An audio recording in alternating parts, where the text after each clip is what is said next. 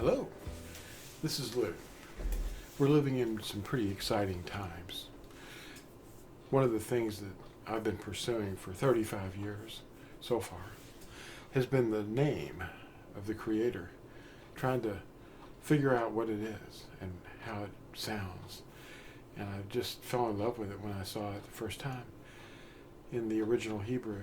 Behind me, I've always got this Los Lunas stone. You know, it's just a fleece blanket here, but I use it as a backdrop. And I've got a picture of this thing, and I'm really thrilled to share something else with you today. But this is a picture that I had made up of the Los Lunas stone too. And it shows you much more clearly the name. It's actually written in several places in the script, and it's read from our right to the left. That's the way the Hebrew is written. But right in this area, you've got the 4 letters, the vowels. And what this is the ancient Hebrew script of the 10 Commandments. And it's at Hidden Mountain. And I thought that was intriguing. The name, Hidden Mountain, it reminded me of something that Yahushua said about a treasure buried in a field. And, just a treasure that men would seek and sell everything they have just to have it, to possess it, to know it. It's really what he's referring to. Nothing that is physical matters, but the sharing of the knowledge is what matters. Anyway, this picture is it hangs in Phyllis's office, and I just borrowed it so that I could show it to you. And I want to show you a lot of things today. One of the things I want to start out reading is Mathew chapter 13. And I'm going to try to find this video that the Endtime Watchmen on YouTube did. Matt, he had this one video on a Shabbat. I think it was several weeks ago. I'll try to get that link. He's got all this physical evidence that he shows you in this video. It's so exciting. This is one piece of physical evidence. And I'm going to show you something else that a brother sent to me in the mail. And it just blew me away. But let me read you Mathew chapter 13. That's Matthew chapter 13. And I want to start with verse 52, something that Yahushua said. And it's really kind of interesting. Okay, hold on. Here we go. He said, I don't want to touch that. That'll shake everything. Yeah, he said, and he said to them, therefore, every scholar of Scripture taught in the reign of the Shamayim is like a householder who brings out of his treasure things that are fresh and ancient. And that's what this is. This is a video, not about cartoons. This is real stuff. I'm not drawing pictures. This stuff is real. There's photographs of the real thing that actually exists that you can go see. It's not a fantasy. This white stone is something that I made, and it's got his name on it. That's something that means a lot to me also. Not the stone, but the name, That's what I'm talking about, the name. Anyway, this brother John sent this picture from the actual site where the Los Lunas stone is at Hidden Mountain in New Mexico. This stone was carved or etched about 2,900 years ago during the colonial period of Solomon. They call him Solomon. His real name is Shalomo, which means the man of peace. This is Dawood's son, his second son, from Bathsheba. And he sent these colonists out by the hundreds in these huge ships. That's why I put this little ship here, to remind you that this stone was one of the colony's gatestones. It's called the Decalogue stone. It's also called the Mystery Stone, because no one could read it. It was covered over with lichen for centuries, probably millennia. It's 2,900 years old, roughly. And here is a picture of John's son, Eric, and his wife. And her name is Tiffany. She's of the Chickasaw tribe. And I'll show you a picture of that stone. That stone that's behind us in this fleece blanket. And here's a picture of their sons. This is Dravion, and you'll have to excuse me, I have trouble seeing. Kias. And they're standing there by the stone. You can see that tree and that brush around it. And in the very distant background, you see the hidden mountain. This is the same stone. Physical evidence, as I said. And here's a close-up. I'm going to show you just one of the words real quick so you can see it, because it's so clear in this one. This word that's right above my finger, that's a yod, and then a ua, and a mem. That stands for day. That's yom, or yom, as we would know it. And there's an A over here. See that letter up here? That's the letter aleph. It means ox, because this is the apparatus that you're looking at. It's not an actual ox. A lot of people say this is the ox. The letter A is the ox. No, that's not really quite right. That's the apparatus you hook an ox up to a millstone, and the ox would carry the ox would go. Well, they'd attach him here, and then the millstone would be at the bottom of this vertical line. But now it turned into the letter A. That's what we get our letter A from. That's an aleph.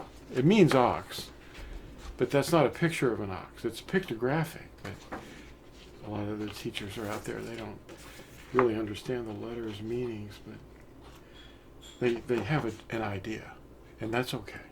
We're not judging anybody, but we're just excited to see this. This is the close-up of the stone that Eric took a picture of. Some of the letters, they're pretty clear, really. I'm going to show you a couple more, and then we'll carry on. There's another one, and the dark area that you see there is where the name is actually located. Let me see if I've got a close-up. I'll put one up. I've got a picture that I'll throw up here on the screen that'll show you the stone and a blow-up of this area around this dark area. And you'll see the 4 letters, the 4 vowels. And here's another neat picture. Now, I'm sorry to say this, but this stone was molested by vandals, and they destroyed the first line, Anoki, Yahuah Alahik. I am Yahuah your Elohim. And they destroyed the first line of this. This was taken in a darker part of the day. And so was this one. I've got some pictures that I can show you of these that'll be much better. I can brighten them a little for you. So anyway, we read what Yahuah said about scholars. They bring things fresh and they bring things ancient. And this is what really struck me too. I named this video The Pearl at Hidden Mountain. This is not the pearl, but the idea of a treasure that is very, very valuable. And that's his name. And here's where we begin at chapter 13 of Mathew, beginning at verse 44. Again, the reign of the Shamayim, that's the heavens, is like treasure, hidden in a field. There's that word, hidden mountain.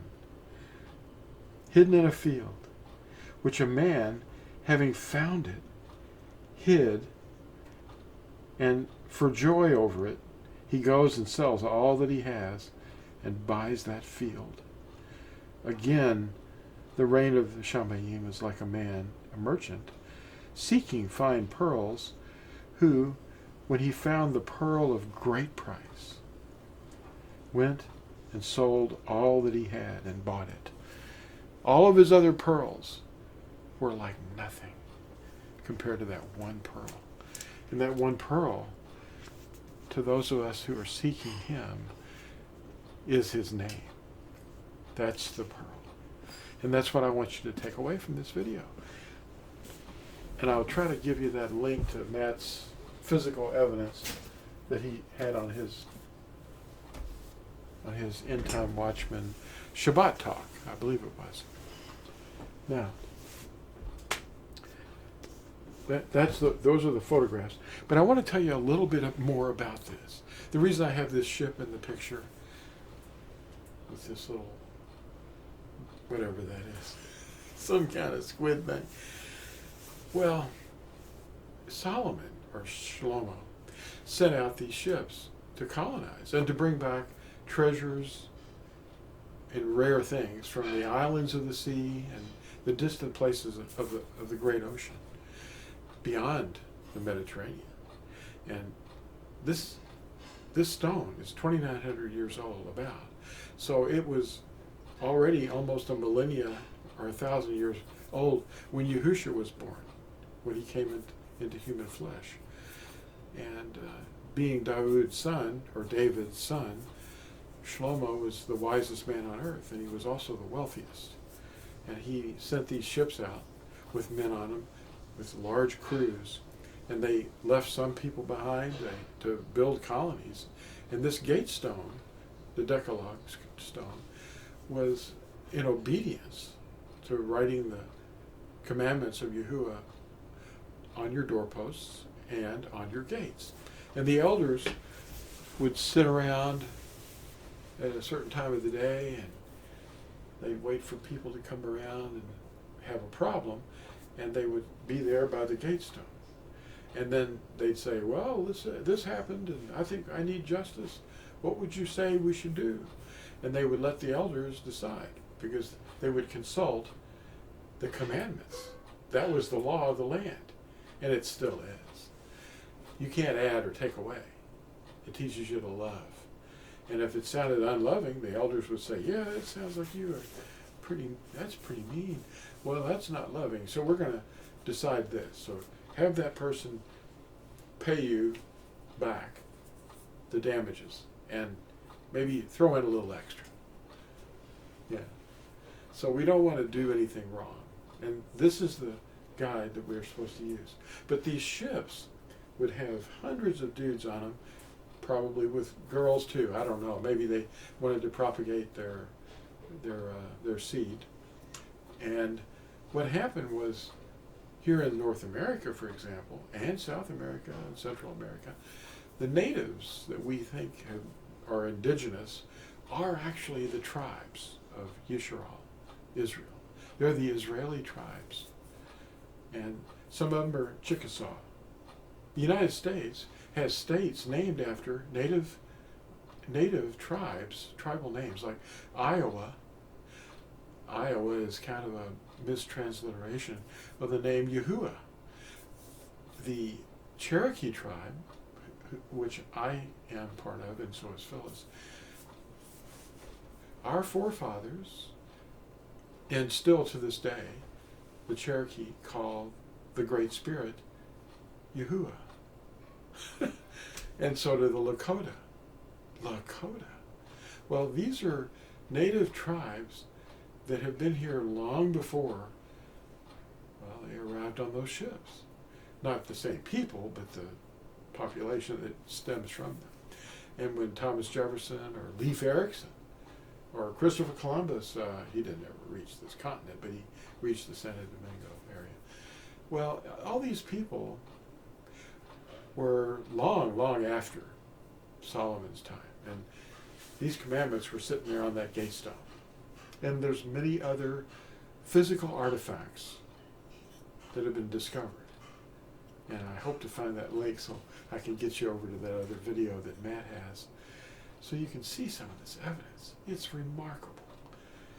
Anyway, I was just blown away by the photography that arrived in the mail from John. John's been a brother for many years now, and I don't want to mention their last names because they may not want the attention. But thank you, John. It meant a lot to me. Thank you all for watching this, and please like and subscribe and share the video, and try to find that link that I'll put in the description here below. Bye.